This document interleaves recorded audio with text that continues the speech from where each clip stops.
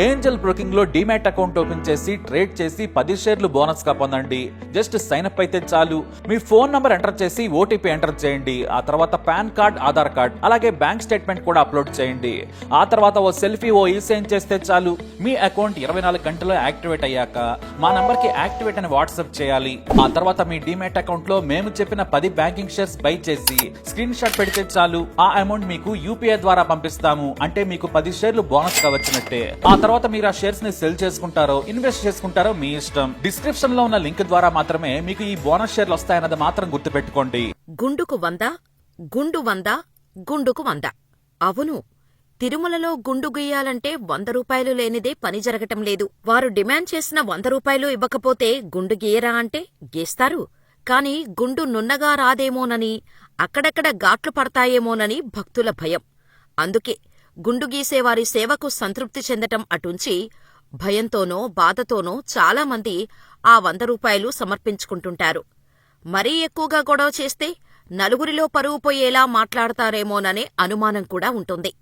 అందుకే చాలామంది భక్తులు కళ్యాణకట్టలో నోరు మెదపకుండా డబ్బులు క్షురకుల పక్కన పెట్టి వస్తుంటారు. వాస్తవానికి తిరుమలలోని గుండు గీయించుకుంటే డబ్బులు ఇవ్వాల్సిన అవసరం లేదు. అది పూర్తిగా ఉచితం. కాని కొంతమంది భక్తులు తమకు తాము సంతోషంగా క్షురకులకు కొంత మొత్తం అందిస్తుంటారు. అది దేవుడికి ఇచ్చినట్టుగానే వారు భావిస్తారు. ఇలా వారు సంతోషపడి ఇచ్చే మొత్తం ఇప్పుడు డిమాండ్గా మారడం బాధాకరం. 100 లేనిదే గుండు గీయబోమంటూ కొంతమంది క్షురకులు తెగేసి చెప్పటం ఆశ్చర్యకరం. అలా డిమాండ్ చేసి మరీ డబ్బులు వసూలు చేస్తోంది మహిళా క్షురకురాలు కావటం మరింత ఆందోళన కలిగించే అంశం. గుండుకు 100 అంటూ మహిళా క్షురకురాలు డిమాండ్ చేస్తున్న వీడియో సోషల్ మీడియాలో సంచలనంగా మారింది. తిరుమల కళ్యాణకట్టలో పేద ధనిక అనేది తేడా లేకుండా మనిషికి 100 డిమాండ్ చేసి మరీ తీసుకుంటున్న మహిళా ఉద్యోగులు. భక్తుల ఇష్టంతో ఇచ్చింది తీసుకోవటం కూడా కాదు, మనిషికి ఇంత అని డిమాండ్ చేస్తున్నారు. ఆర్జిత సేవలు, ప్రత్యేక దర్శన టికెట్లు మినహాయిస్తే తిరుమలలో స్వామివారి దర్శనం పూర్తిగా ఉచితం. దర్శనమే కాదు, అక్కడ వసతి, భోజనం కూడా ఉచితమే. రుసుము చెల్లించి వాడుకునే రూమ్స్ కూడా ఉంటాయి. ఇక గుండు గీయించుకోటానికి ఎవ్వరికీ ఎలాంటి డబ్బులు ఇవ్వాల్సిన అవసరం లేదు. అంటే ఆ సేవ కూడా పూర్తిగా ఉచితం. భక్తులు తలనీలాలు సమర్పించే ప్రాంతాన్ని కళ్యాణకట్ట అనే పేరుతో పిలుస్తారు. అక్కడ టీటీడీ భక్తులకు ఉచితంగా తలనీలాలు సమర్పించే అవకాశాన్ని కల్పిస్తోంది. ప్రతి భక్తుడికి కొత్త బ్లేడును అందిస్తోంది. తిరుమలపై గుండు గీసే క్షురకులు టీటీడీ ఉద్యోగులు. వారికి టీటీడీ నెల జీతంతో పాటు ఇతర సౌకర్యాలు కూడా కల్పిస్తోంది. జీతం, ఇతర అలవెన్సులు ఉన్నా కూడా క్షురకుల్లో కొంతమంది భక్తులను ఇబ్బంది పెడుతున్నట్టు ఫిర్యాదులు వస్తున్నాయి. ఈ ఫిర్యాదుల వల్లే కళ్యాణకట్టలో ఎక్కడికక్కడ సీసీ కెమెరాలను బిగించారు. కానీ వాటి పని వాటిదే, వీరి పని వీరిదే. సీసీ కెమెరాలు ఉన్నా కూడా డబ్బులు తీసుకునేవారు ఎక్కడా భయపడరు. పైపెచ్చు బెదిరించి మరీ వసూలు చేయడం ఇప్పుడు సంచలనంగా మారింది. అయితే తిరుమలలో క్షురకులు గుండు గీసినందుకు డబ్బులు డిమాండ్ చేస్తే వారిపై ఫిర్యాదు చేసే అవకాశం ఉంది.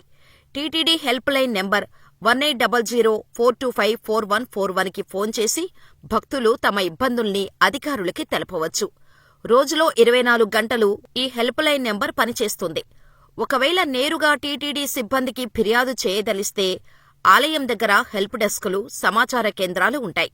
అక్కడ కూడా భక్తులు నేరుగా ఫిర్యాదు చేయవచ్చు.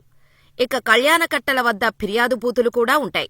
భక్తులు తమ ఫిర్యాదు వివరాలను పేపర్పై రాసి ఆ బూతులలో ఉన్న బాక్సుల్లో వేయవచ్చు. క్షురకులు డబ్బులు డిమాండ్ చేస్తున్నప్పుడు వీడియో తీస్తే అది ఫిర్యాదుకు మరింత బలం చేకూరుస్తోంది.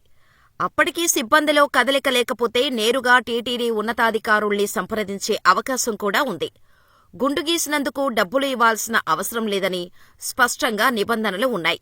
కానీ కొంతమంది వారికి తోచినంత డబ్బులు ఇస్తుంటారు. మరికొందరు తమకు ఇష్టం లేకపోయినా క్షురకుల డిమాండుకు తలొగ్గుతారు. డబ్బులు ఇచ్చేది లేదని తెగేసి చెప్పేవారి సంఖ్య చాలా అరుదు. అయినా మనకెందుకులే అనుకుంటూ చాలామంది లైట్ తీసుకుంటారు. కానీ ఇది మంచి పద్ధతి కాదని అంటున్నారు నెటిజన్లు. కొంతమంది డబ్బులివ్వటం అలవాటు చేయటం వల్ల చాలామంది ఇబ్బంది పడుతున్నారని, అలా డబ్బులు ఇవ్వాలనుకున్నవారు హుండీలో వేయొచ్చు కదా అని సోషల్ మీడియా వేదికగా ప్రశ్నిస్తున్నారు. అన్నీ తెలిసినా కూడా అధికారులు మౌనంగా ఉండటం సరికాదని అంటున్నారు.